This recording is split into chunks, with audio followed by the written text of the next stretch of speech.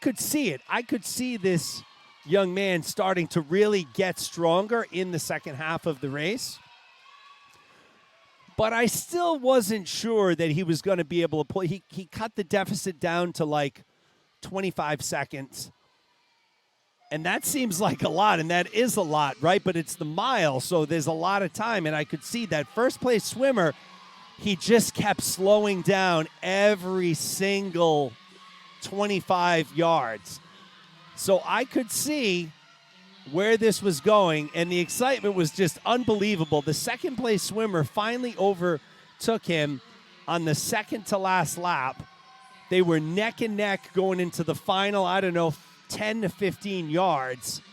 And the guy that was in second the whole race, like a mile behind, came back to win. So it's out there. It's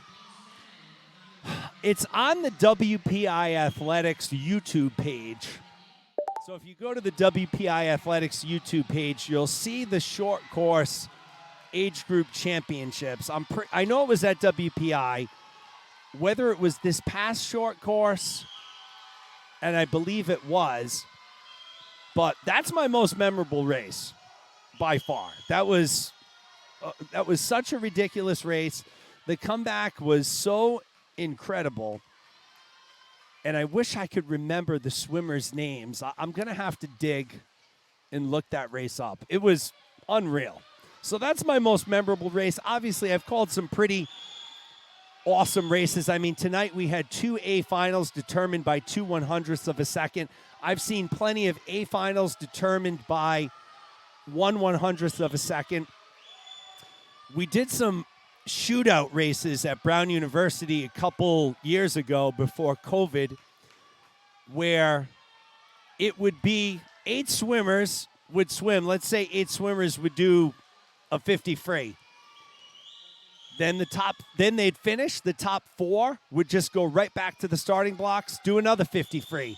Then the top 2 would do another 50 free, rapid fire. So we've seen some pretty memorable races in those shootouts.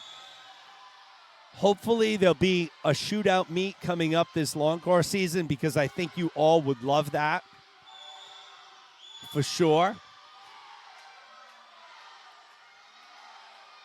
Adam Wienert says Easter candy versus Halloween candy. It's not even a fight for me. Easter candy all day long. Brax jelly beans, my absolute favorite. I could eat those things by the pound. Halloween candy, yeah, it's great. I love it. Nothing, for me, no comparison. Easter candy all day long. What's my favorite meat that I have commented? It's tough. I don't know if I have a favorite. There are a lot of aspects about the championship meets here that I really love.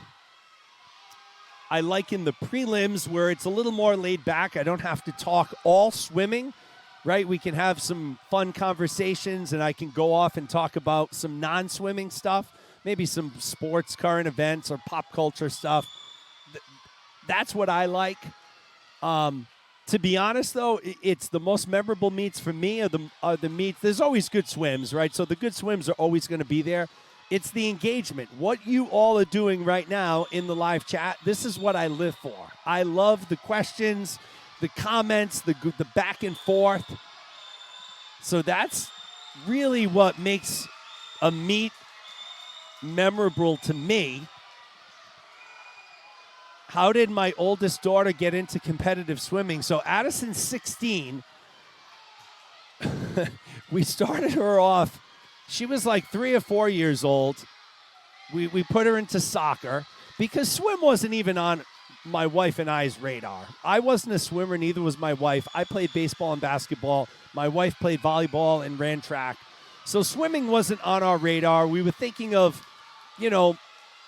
more mainstream sports, I guess you could call it. Although now, I put swim above almost everything. But she started playing soccer at like 3 or 4.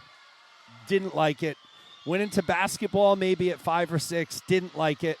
Went into softball at like 7 or 8. Didn't like it. So me and my wife as former athletes were like, oh no, our daughter is not going to be an athlete? That can't happen. We can't have that happen. Good race shaping up here. Gators leading the way. Here comes Charles River, 15 meters to go. Can Gators hold on? Charles River making a late push. Looks like Emily Pelchat. Can she hold on? And she does. So Gators takes it 4:59.46. Charles River second. Bluefish third. So we were members of the Seekonk Swim and Tennis Club, and Addison had a couple of friends that were on the summer swim team there. And we've kept our kids around pools all of their lives. My mother has an in-ground pool that Addison's been swimming at since she was like 2 years old. So